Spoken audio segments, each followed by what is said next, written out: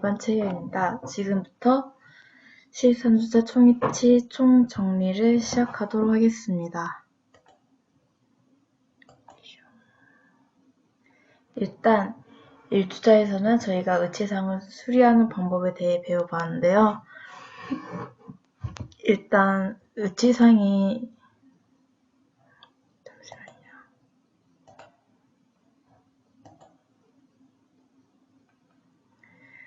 의치상이 수리하는 방법에 대해 배웠는데 의치상이 파절되는 이유에는 여러 가지 이유가 있습니다.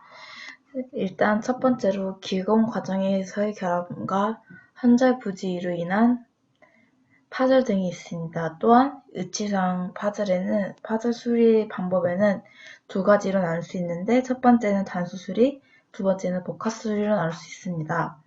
단수 수리는 단순하게 크랙지거나 두 조각으로 난 경우를 말하고 복합 수리는 두세 조각으로 나뉘는 경우를 말합니다. 의치상 수리의 가장 최종적인 목표는 파절되기 이전의 의치로 완벽히 재현해 주는 것이 목적이며 또한 완벽하게 수리해 주는 게 목적입니다. 그렇다면 의치상 수리가 가능한 조건이 있는데 일단 먼저 그 조각난 부분들이 하나라도 없어지면 안 됩니다. 이 조각난 부분들이 다 있어야지 정확한 재조립이 될 수 있기 때문에 조각난 부분들이 다 있어야 되고요. 그런 상태에서 저희 의치상 수리가 가능하게 되집니다. 일단 첫 번째 그림을 보시면 이렇게 두 개로 파절되어진 의치상이 보일 겁니다. 그러면 이 의치상을 정확하게 재조립해서 스티커 왁스를 고정시킨 다음 소구치와 대구치 부위에 스틸버로 한 번 더 스티커 왁스를 고정시켜주는데 이 스틸버는 부목의 역할을 해주게 됩니다. 이제 속고로 음영체를 뜨기 전에 의치상 내면에 있는 언더컷을 블록아웃 처리해줍니다. 만약에 이 부분 처리해주지 않으면 속고에서 의치상을 떼낼 때 좀 다소 힘든 부분이 될 수 있기 때문에 꼭 블록아웃 처리를 해줘야 합니다. 그 다음에 속고를 부어서 음영체를 뜹니다. 그렇게 음영체를 뜨고 나면 이 파절나 부분에 레진이 들어갈 통로를 만들어 주어야 합니다. 레진이 들어갈 통로로 만들어 주는데 이때 도우제일로 이렇게 양쪽으로 만들어 주면 됩니다. 그렇게 해서 레진을 전입하고 그 다음에 압력조각기에 중합을 시키고 마지막으로 다듬지 연마를 시키면 의치상 수리가 완료됩니다.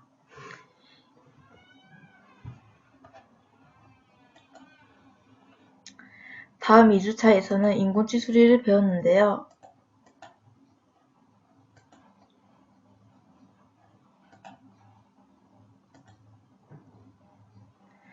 인공치 수리는 말 그대로 인공치가 탈락되었거나 부러졌거나 그럴 때 수리를 말하는 겁니다. 일단 첫 번째 사진을 보면은 인공치가 파절이라고 해야 되나? 아무튼 완벽하게 다 빠지지 않고 부러져서 나온 상태인데요. 그때에는 잔존되어 있는 소량의 인공치를 등쳐버려 깔끔하게 제거해줍니다. 이때 순축은 최대한 건드리지 않는 게 포인트입니다.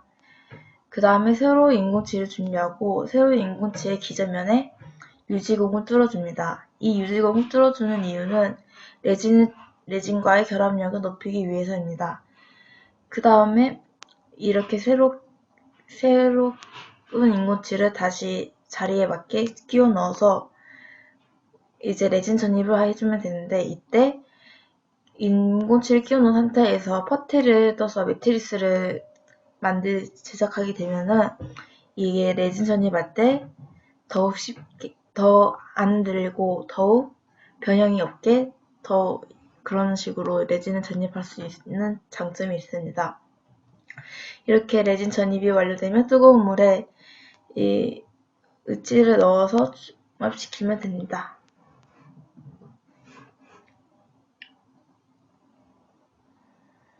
1주차, 2주차 둘 다 실습을 진행해 본 바로서는 수리가 의외로 간단하면서도 되게 재미있었던 것 같습니다.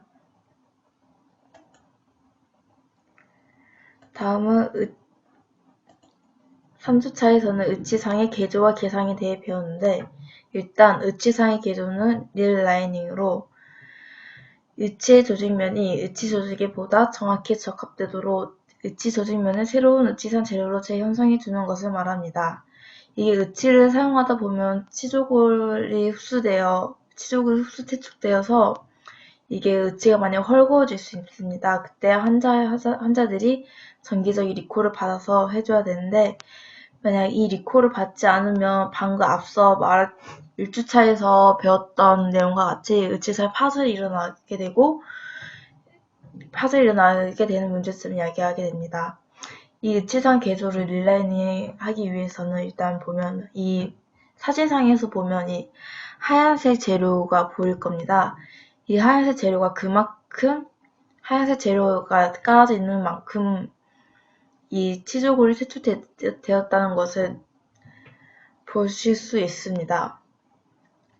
이렇게 의치상 개조는 새로운 의치 조직면을 덧붙여주는 것이고요. 반면에 의치상 개상은 리베이싱으로 치아의 교합관계는 변화시키지 않고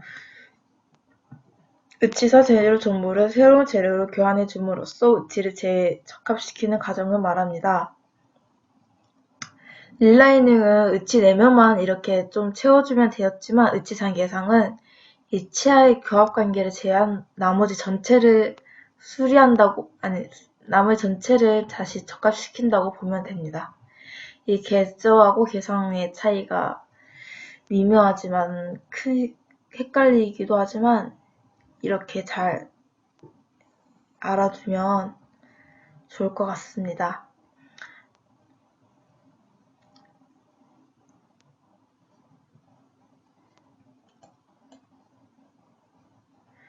그 다음 4주차에서는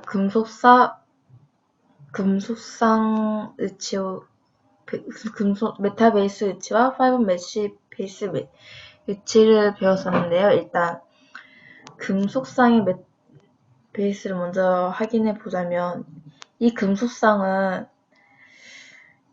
일반 틀니보다 더 견고하고 그런 게 있지만 단점으로는 무겁고 비용도 많이 들고 또한 제작 과정이 너무 복잡하다는 그런 단점이 있습니다. 반면에 하이브 메쉬는 일단 시간이 너무나 단축되고요. 일단 환자의 입장에서는 가볍고 또한 견고하기까지 하니까 이 하이브 메쉬도 되게 요즘 이용되고 있는 소재이기도 합니다. 이 하이브라는 소재 자체가 일단 대나무의 인장띄기 같은 그런 원리를 보면서 만들어진 거고요. 대나무의 성질을 이용해서 만들어진 하이브고요. 이 하이브가 요새는 우주선에서도 이렇게 이용되고 있어요. 최근 그만큼 하이브 소재가 되게 널리 이용되어진 만큼 의치상에서도 하이버 메쉬를 이용한 의치가 환자들에게 좀 더 편리하고 더 효율적인 의치로 되어지지 않을까 생각됩니다. 그리고 실습 시간 때 이번 2학기 실습에는 상학을 하이버 메쉬를 이용한 실습해 보았는데요. 되게 의외로 이 안에 하이버라는 게 되게 제작 과정이 그냥 보기만 해도 제작 과정이 복잡하고 좀 어떻게 넣었을까라는 생각이 일학기 때 많았는데 직접 해보고 나니까 이렇게 기성품이 따로 딱 나와 있는데 되게 기성품하고 진공기가 있어요. 그 기성품에 나오는 그 하이버 메쉬에 딱 깔고 그다음 진공기에 눌러서 그 공기를 빼내는 그 압축기에 하면 이렇게 금방 이렇게 압축이 되어져서 나오는데 이게 의외로 시간이 많이 단축되고 되게 좋다는 것을 알게 되었습니다. 다음 5주차에서는 선체 삭제에 대해 배웠었는데, 선체 삭제 편에서는 일단 교합기를 이렇게 메모가 원성이 완료된 의치를 교합기에 다시 재부착하고, 그 다음에 적색과 청색의 교합줄을 끼워 넣어서 교합을 여러 번 시켜본 다음에 족이 소촉되는 부위를 삭제해주는 것을 뜻합니다. 이 선체 삭제에도 원칙이 있는데 일단 세 가지 원칙을 먼저 지켜야 합니다. 중심 교합을 먼저 해준 다음에 측방 교합을 해주고 그 다음에 마지막으로 전방 교합을 시켜줌으로써 선체 삭제를 해줘야 합니다. 일단 중심 교합의 접촉 상태를 먼저 설명해 보자면 중심 교합의 접촉 상태는 커스프 포사 상태로 만약에 편심 교합이 높다 싶으면 커스프를 삭제해주면 되고 편심 교합이 정상이 있거나 낮으면 포사를 삭제해주면 됩니다. 다음 측방 교합을 해주는데 이때 측방 교합에 두 가지가 있습니다. 작업축 교합과 균형축 교합이 있는데 이 작업축 교합을 먼저 시켰을 때 접촉 상태는 커스프로 이때 삭제 원칙의 볼의 법칙을 따라주면 됩니다. 상하의 경우 협측 교대 내사면을, 하하의 경우 설축 교대 내사면을 이렇게 해주시면 되시고요. 그 다음에 균형축 교합을 시켜보았을 때도 접촉 상태는 커스프로 앞서 말한 작업축 교합의 접촉 상태와 같지만 이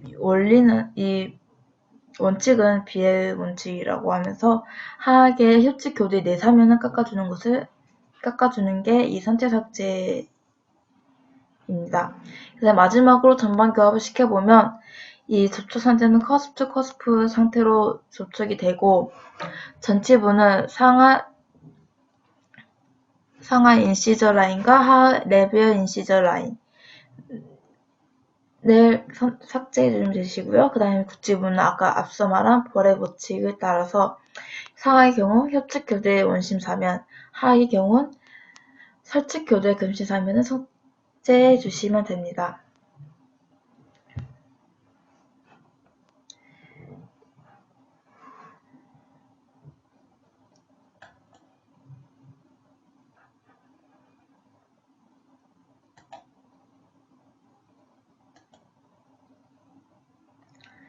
다음 6주차에서는 어태치먼트에 대해 배웠었는데요.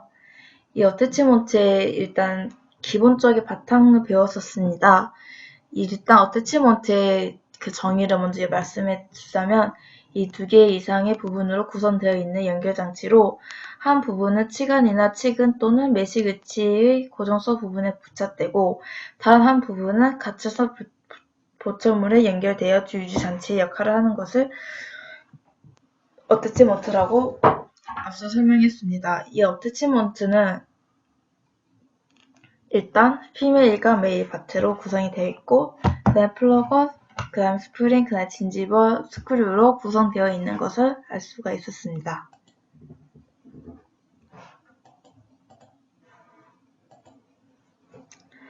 다음 7주차에서는 그 6주차에 이어 어태치먼트의 개요에 대해 더 알아보았는데 이번 7주차에서는 분류에 대해서 자세히 알아보았습니다.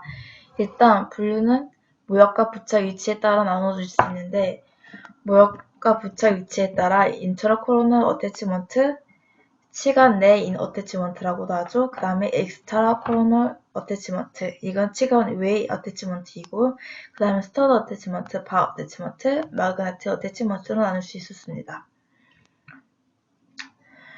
그 다음에 제작 과정과 제품 정밀도에 따라서도 나눌 수 있었는데 프리시즌 타입과 세미 프리시즌 타입으로도 나눌 수 있었습니다. 마지막으로 조절량과 비조절량에 따라 나누었었는데 애드저스터블 타입과 논 애드저스터블 타입으로 나눌 수 있었습니다.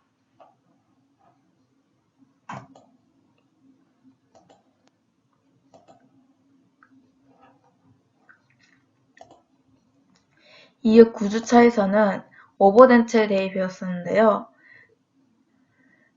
오버덴처의 종류에는 크게 세 가지가 있었습니다. 일단 스터드 어태치먼트, 두 번째가 바 어태치먼트, 세 번째가 마그네트 어태치먼트가 있었는데 그 전에 오버덴처의 총개론적인 걸 설명하자면 일단 오버덴처의 장점부터 설명해 드리겠습니다.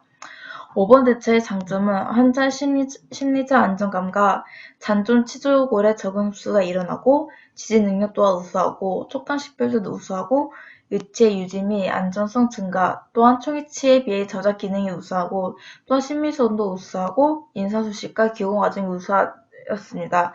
또한 마지막으로 치근의 동요도 예방할 수 있는 장점을 가지고 있습니다. 반면에 오버덴트의 단점에 대해 설명해 보겠습니다. 이 오버덴트의 단점은 일단 치태 관리와 구강 위생이 중요하고 경제적으로도 부담적이고 또한 수직 악한 거리에 대한 선택이 제한적이었습니다. 또한 보천물 찰떡 시 치근에 미친 영향도 무시할 수는 없었습니다. 그렇다면 이러한 오버덴처를 제작할 때 고려사항은 무엇일까요? 일단 지대치의 선택을 볼 수 있고 또한 앞서 말했듯이 수직 악한 거리 또한 고려해야 되고 또한 악궁에 따라 그리고 삽입로 유지 그다음에 안압형과 비안압형으로 나누어질 수 있으므로 이 모든 것을 고려해줘서 환자 개개인에 맞는 어태치먼트를 제작해 줘야 합니다. 그 다음에 짧게 스터드 어태치먼트에 대해서도 배웠었는데 이 스터드 어태치먼트란 이 사진과 같은 걸 스터드 어태치먼트라는데 바 어태치먼트에 비해 청소 및 치대 관리가 용이하며 지대치 위치 상태에 관계없이 의치를 제작할 수 있는 장점을 가질 수 있으며 발과 경우 총위치를 쉽게 전환할 수 있는 장점을 가졌습니다.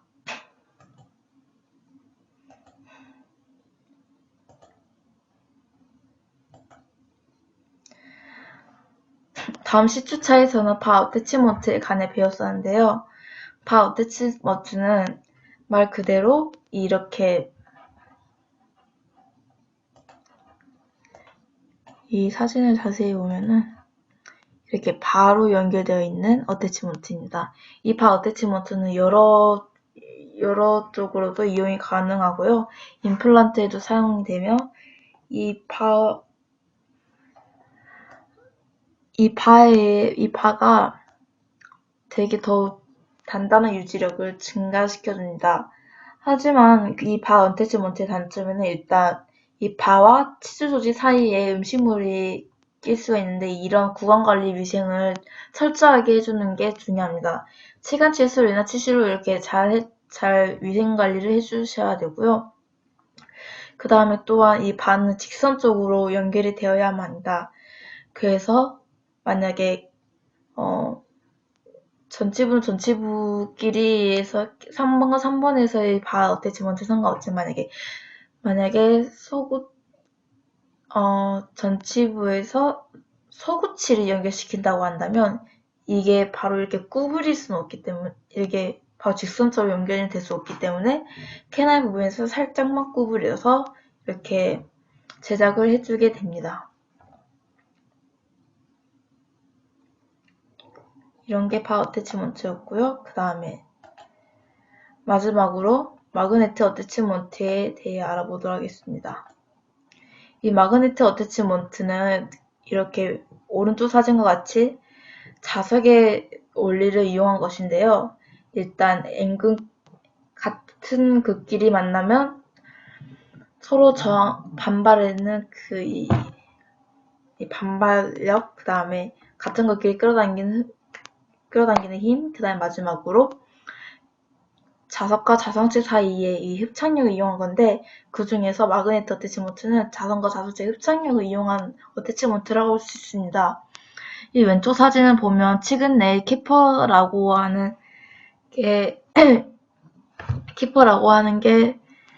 지금 치간 내에 식립되어 있고요. 그 위에 꼈다 끼는 그 보천물에는 마그네트 어셈블리라는 게 있어서 이 두 개의 흡착력으로 인해 이 마그네트 어태치먼트가 사용되고 있습니다. 옛날에는 이 자석의 크기도 크고 또한 크기도 크다 보니까 이게 탈락도 많이 되고 또한 위생에도 별로 좋지 않은 편견을 가지고 있었는데 지금 세대 지금의 마그네틱은 되게 발달해서 모형도 크기도 최소화되고 또한 그 재료도 스테인리스 강으로 되게 생체 친화적으로 바뀌었고요. 그리고 컴퓨터를 형상화하게 되어서 지금 들어 마그네틱 어태치먼트가 최근 보초물에 많이 이용되고 있다고도 합니다. 다음 마지막으로 12주차에서는 세그멘티드 브릿지 워크를 배웠는데 말 그대로 브릿지의 어태치먼트의 개념을 갖고 와서 사용하는 것입니다. 이렇게 첫 번째 사진을 보면 이 중간 지대치에 메일과 피메일을 장착해서 이렇게 빼닦이는 게 아니라 메일과 피메일을 이용해서 브릿지를 만들어준 모습을 볼 수 있고, 이걸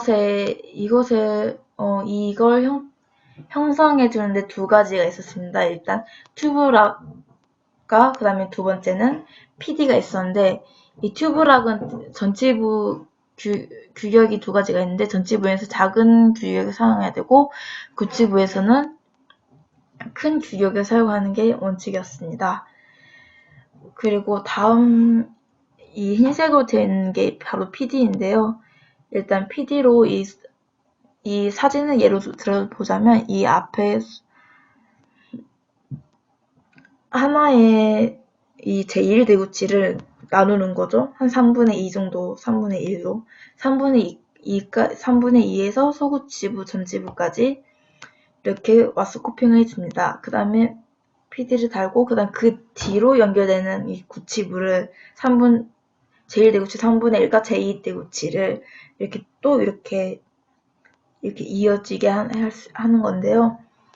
되게 지금 강교에서는 조인트 금속으로만 연결시키는 브릿지만 해와서인지 이러한 어태치먼트를 적용한 브릿지 워크를 보니 되게 새로운 걸 많이 느끼게 되었습니다.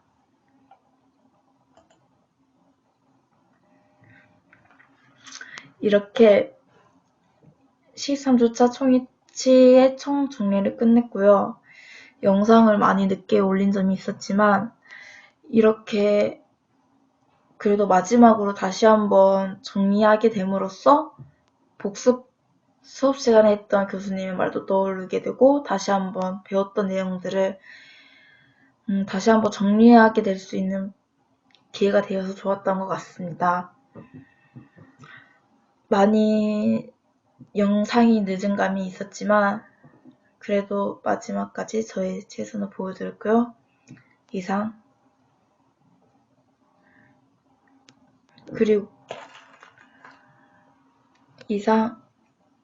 13주차